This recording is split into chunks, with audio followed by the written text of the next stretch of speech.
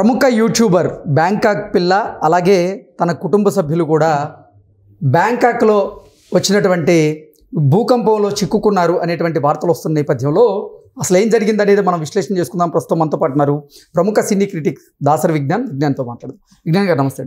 నమస్తే. బ్యాంకాక్ పిల్ల అలాగే తన కుటుంబ సభ్యులు కూడా బ్యాంకాక్లో వచ్చినటువంటి భూకంపంలో వాళ్ళు చిక్కుకొని ఇప్పుడు ఇబ్బంది పడుతున్నారు అనేటువంటి వార్తలు సోషల్ మీడియాలో చక్కర్లు కొడుతోంది. ఆవిడ రీసెంట్గా ఒక వీడియో చేసింది. బ్యాంకాక్లో భూకంపం వచ్చింది, ఇక్కడ భవనాలన్నీ కూడా కూలిపోయాయి అంటూ ఆవిడ చేసినటువంటి వీడియో కూడా వైరల్ అయింది. వైరల్ అయిన తర్వాత కూడా బ్యాంకాక్ పిల్ల తన కుటుంబ సభ్యులు కూడా అక్కడ చిక్కుకుపోయారనేటువంటి వార్తలు వస్తున్నాయి. వీటిని ఎలా చూడాలి?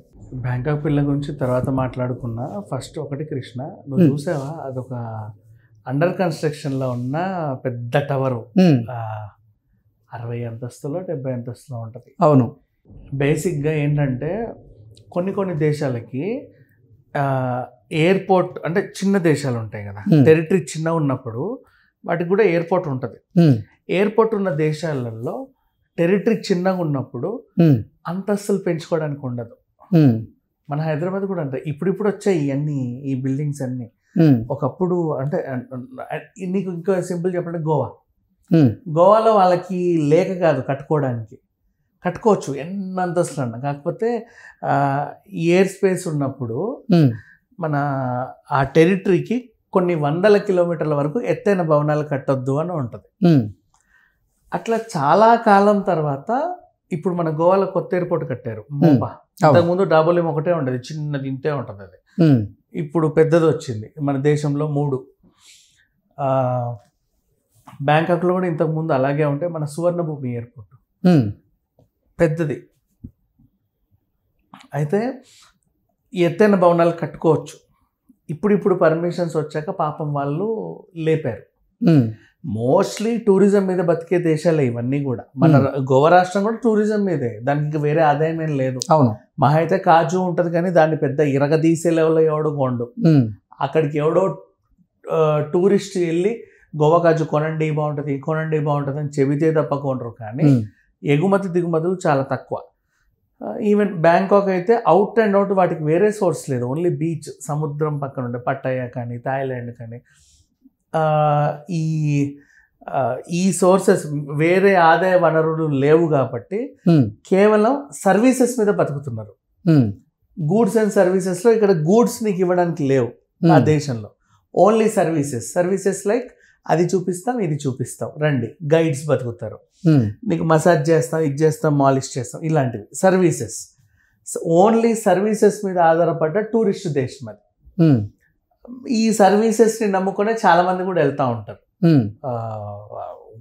అండ్ ఈ మధ్య కాలంలో ఏమైందంటే ఇదే ఇయర్ 2025 గోవాకి వెళ్తే చాలా ఎక్స్పెన్సివ్. హోటల్స్ అండ్ రిసార్ట్స్ ఎక్కువ తీసుకుంటున్నారు, గైడ్స్ కూడా బాగా ఛార్జ్ చేస్తున్నారు, ట్యాక్సీ కూడా బాగా ఛార్జ్ చేస్తుంది.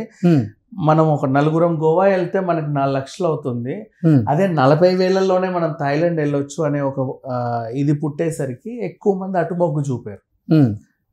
సో మనకు పక్కనే ఉంది అండ్ వీసా ప్రాబ్లం లేదు, ఫ్రెండ్లీ దేశం, వెళ్తుంటాం వస్తుంటాం. ఇప్పుడు అదే దేశంలో ఒక్కసారిగా పెద్ద భూకంపం, మయన్మార్ అండ్ బ్యాంకాక్ అండ్ ఇప్పుడు మణిపూర్లో కూడా కొంచెం వచ్చింది ఈ రోజు పొద్దున. అవును. అండ్ మళ్ళీ ఇందాక కొన్ని గంటల క్రితం మళ్ళీ అదే ఎక్కడ థాయిలాండ్ ప్రదేశంలో మళ్ళీ మయన్మార్లో మళ్ళీ భూకంపం వచ్చింది.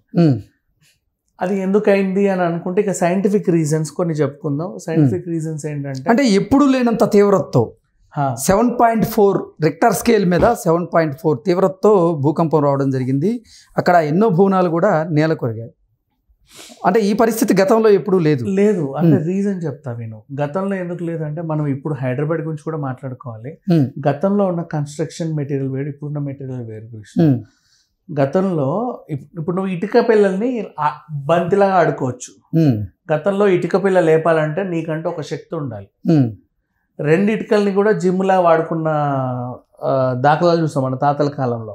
ఇప్పుడు అది లేదు. ఇంత పెద్ద ఇటుకైనా సరే ఊడికిట్లు తీసి ఇట్లా ఇసిరేయచ్చు నువ్వు. అంటే కన్స్ట్రక్షన్ అంటే క్వాలిటీ తగ్గింది.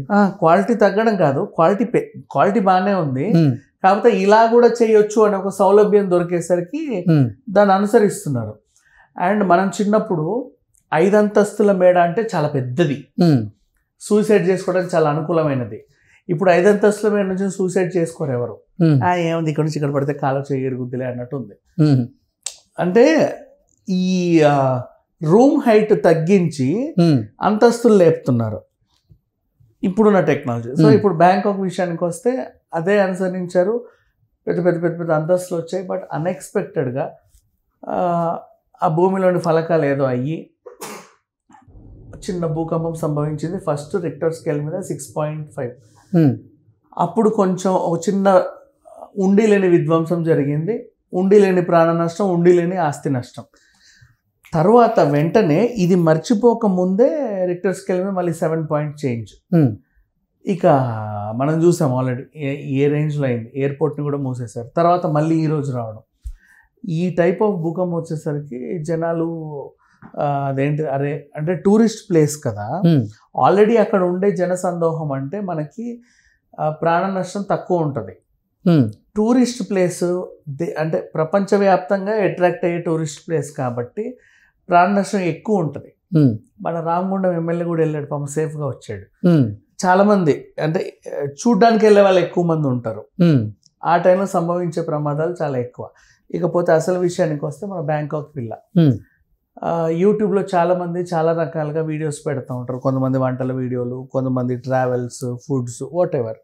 ఈ అమ్మాయి బ్యాంకాక్ని నేను ఈరోజు ఇది వండుకున్నాను, ఇది బ్యాంకాక్, ఇక్కడ ఈ చర్చ్, ఇక్కడ ఇది అన్ని చూపించుకునేది. బ్యాంకాక్లో అసలు వాళ్ళ పీపుల్స్ జీవన విధానం ఎలా ఉంటుంది, వాళ్ళ మార్కెట్ ఎలా ఉంటుంది. అండ్ నాకు పర్సనల్గా చాలా ఇష్టం తను. ఎందుకు చెప్పినా చాలా స్లాంగ్ అని కాదు కృష్ణ, ఇండియాకి వచ్చినా కూడా పద్ధతిగా ఉండదు. వాళ్ళ పండగలు కానీ, ఆవిడ సెలబ్రేట్ చేసుకునే విధానం కానీ, వాతావరణం కానీ. ఏదో తీర్థయాత్రలకు ఒకసారి వచ్చింది తిరడాలకి, అక్కడ కూడా ఆ తిరడాలు కూడా చూపించింది. చాలా పద్ధతిగా ఉంటాయి. అంటే ఏదో మన కుటుంబంలో జరిగే అంశాల్లాగా బూత్ ఉండదు, అలా అని ఓవర్ యాక్షన్ ఉండదు, ఏమీ ఉండదు. చాలా సింపుల్గా తన బ్రతికే విధానాన్ని చూపిస్తుంది.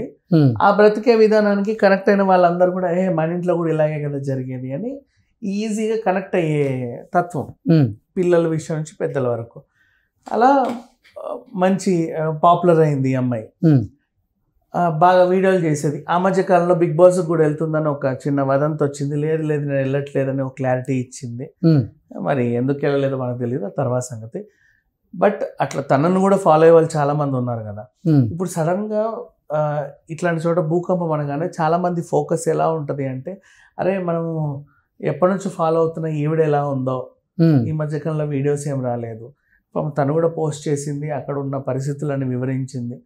సేఫ్గా మీరు వస్తే బాగుండని కోరుకున్న వాళ్ళు కూడా చాలా మంది ఉన్నారు. సో అలా నన్నైతే పెద్దగా దేవుడి దయ వల్ల బాగానే ఉందిలే. వాళ్ళకి ఏముంది, తను తన హస్బెండ్, 2 పిల్లలు, వాళ్ళ ఫీలింగ్స్ని ఎక్కువగా చూపించేది. అక్కడ ఏవైతే తక్కువలో మనం కొంటాం, ఏది వండుకుంటాం, ఎలా తింటాం, ఎలా. తన సేఫేనా? ప్రజెంట్ అయితే సేఫే తెలిసినంత వరకు. అంటే ఇప్పటివరకు వచ్చిన భూకంప తీవ్రతకి. సో చాలామంది ఏం కోరుకుంటారంటే త్వరగా ఇండియా వచ్చేయండి, మీరు ఇక్కడే ఉండండి, పరిస్థితులు చక్కబడ్డాక అక్కడికి వెళ్ళండి అని చెప్పి అంటున్నారు. మేబీ వచ్చిందో లేదో నాకు తెలియదు, కానీ present she is safe. Okay అండి, థ్యాంక్ యూ సో మచ్.